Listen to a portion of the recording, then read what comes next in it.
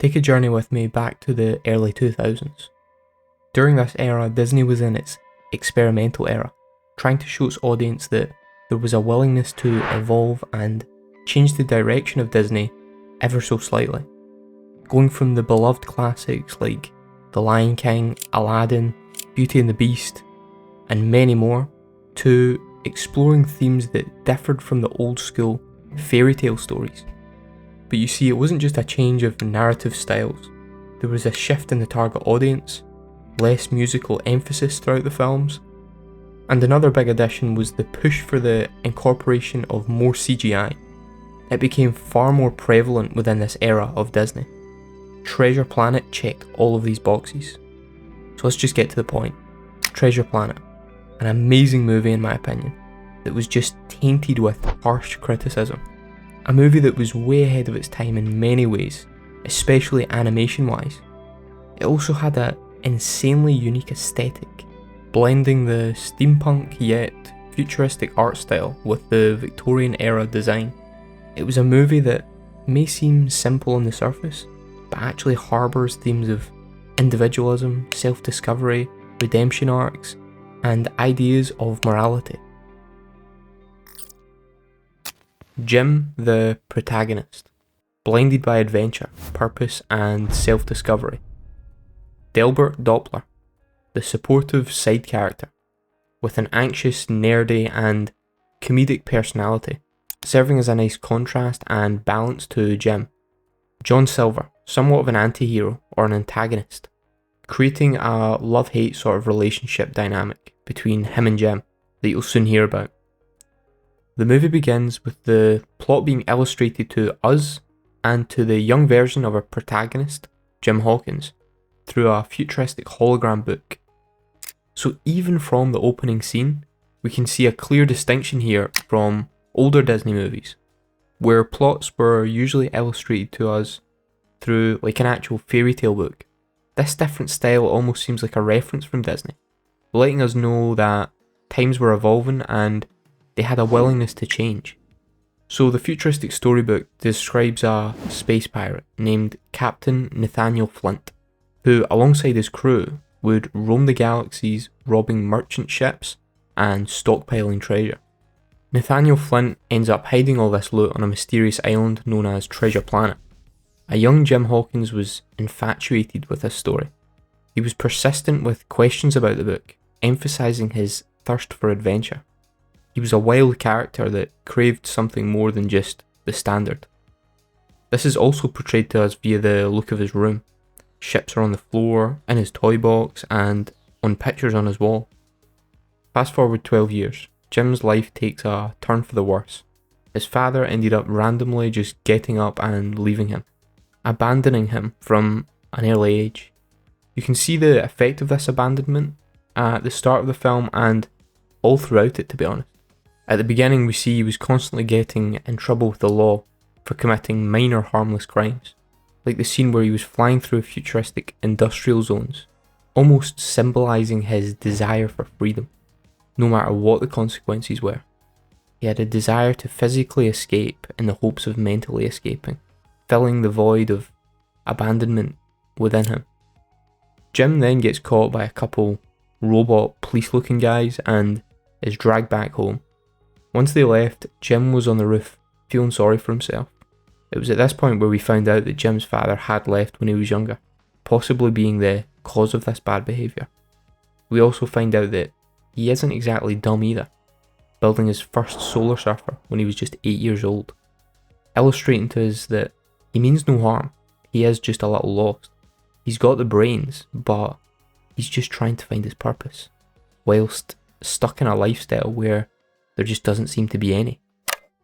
This scene abruptly ends by a crashing ship. He runs over to help out a dishevelled Billy Bones, who ends up giving him a small artefact that turns out to be the map to Treasure Planet, the place he'd learnt about in his books. This is where the main journey began. Cyborgs turned up and trashed the place in search of this map, leaving his mother's tavern in ruins.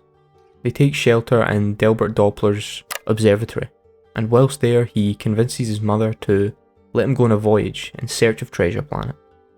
It's here where we see a warm side of Jim coming out. Mom, look.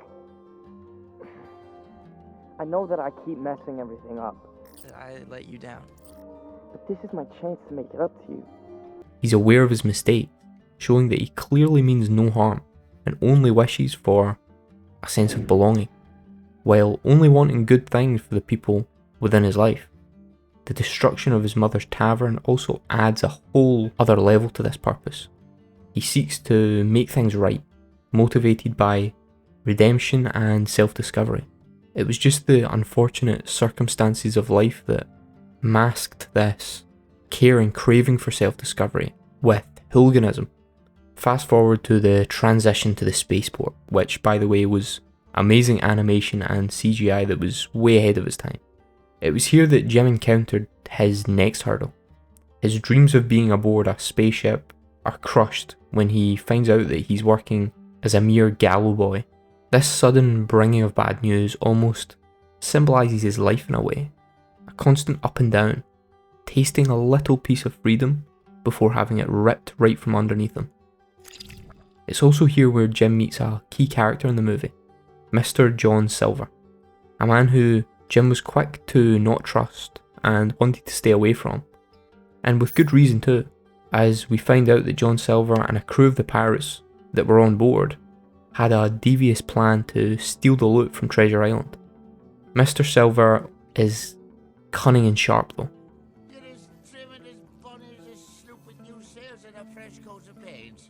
So he managed to win over the trust of Jim. In the end, they actually end up forming quite a beautiful bond, cultivating a unique father and son sort of relationship, something that Jim seemed to be craving. Although whilst aboard the ship, we still see an out-of-place Jim. Even though he had physically escaped the restrictions of his mother's little tavern back on the planet, he's still physically and mentally out of place, due to the fact that he's surrounded by these aliens that just don't seem very welcoming at all, still symbolising the fact that he's misunderstood wherever he goes, even on the adventure of a lifetime. In one scene, John Silver saves Jim from the grasp of a scorpion named Scroop, who was trying to intimidate him. Once Jim is freed, John doesn't really hold back, scolding him and making him clean the ship, like a strict fatherly figure, showing love alongside strict discipline. From the harsh but caring love to an empathetic John finding out about his deadbeat dad. Didn't your pap ever teach you to pick your fights a bit more carefully?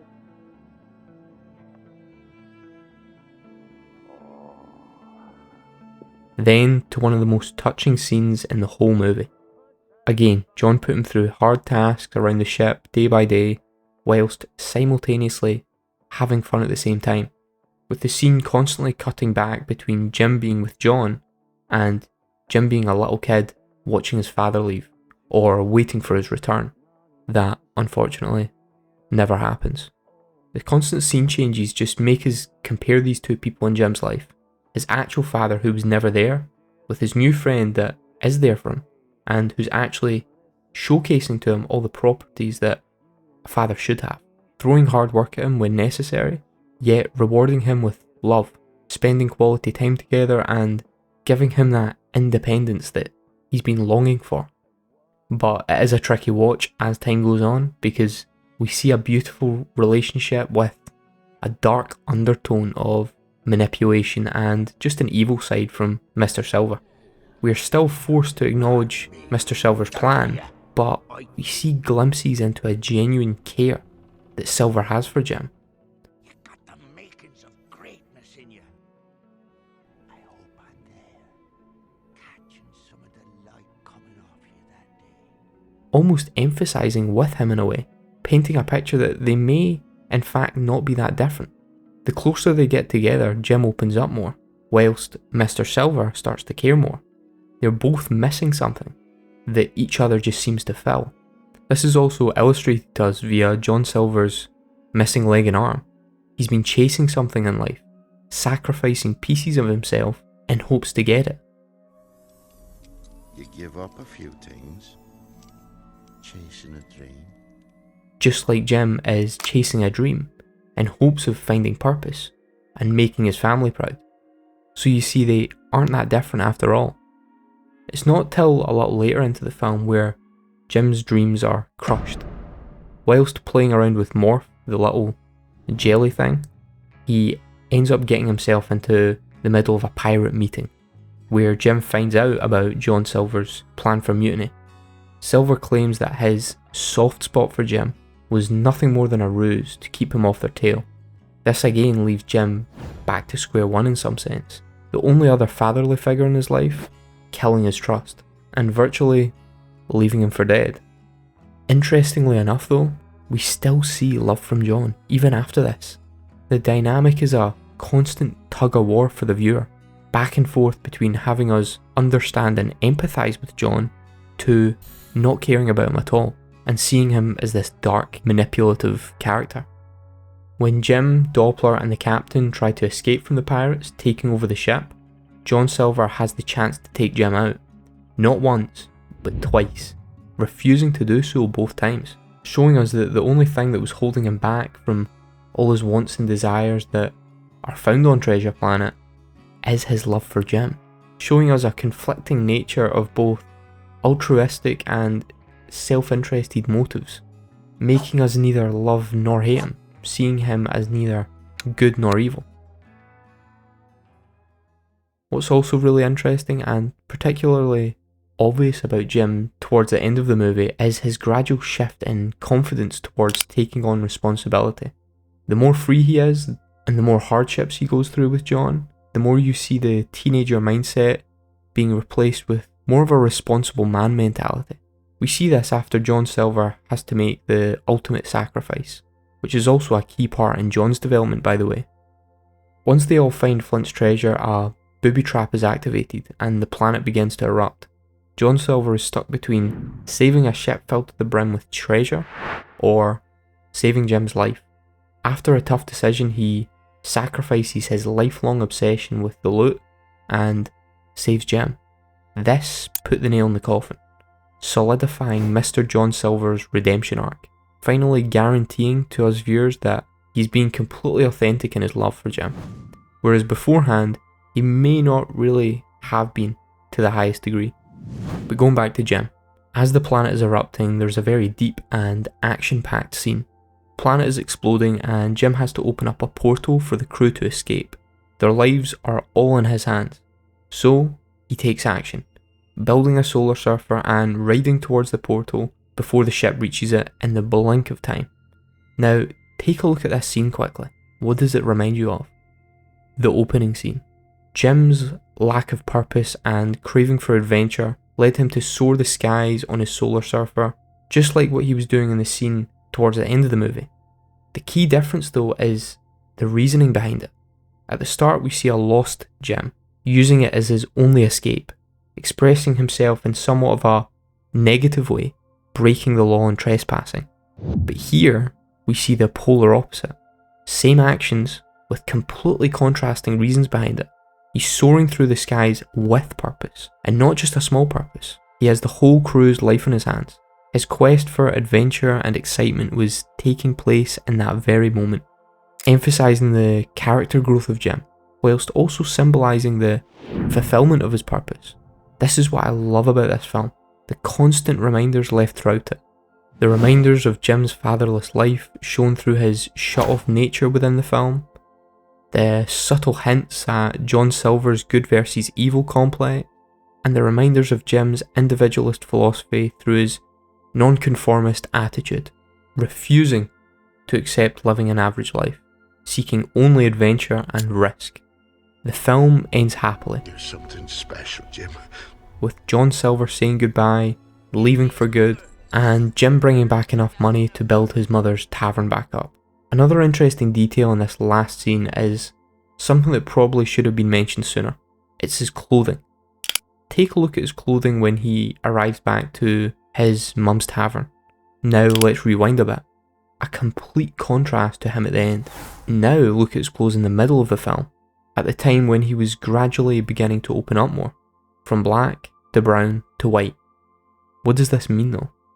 In film production, the colour black can mean no power, sexuality, sophistication, formality, elegance, wealth, mystery, fear, anonymity, happiness, depth, style, evil, sadness, remorse, anger.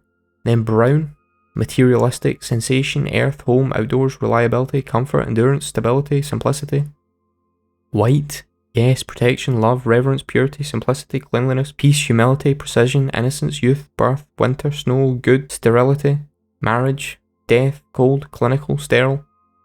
See, for the black jacket and the black shirt, this adds up pretty well. His black clothing reflected his attitude at the start of the film perfectly. He was unhappy with the curveballs of life thrown at him. He was living in a state of anger and resentment, which is clearly portrayed throughout the start of the film. Now, as time progressed, his clothes went from black to brown. As John Silver filled that void in him, the black clothes faded, and brown took their place. You could clearly tell that feelings of stability took over. He became more lively and comfortable in his own skin. He was at home for once. Now the white suit. This sums the movie up beautifully. The white reflects on his happy return home, symbolising peace in the fact that he's found his purpose and made it up to his mother and other loved ones within his life. The colour white can also be used to resemble birth, or in this situation, the rebirth of Jim, being born again, from boy to man, from lost to found, and from zero to hero. You see, my love for this movie might be a little bit biased, but I just don't really understand the hate that the movie gets.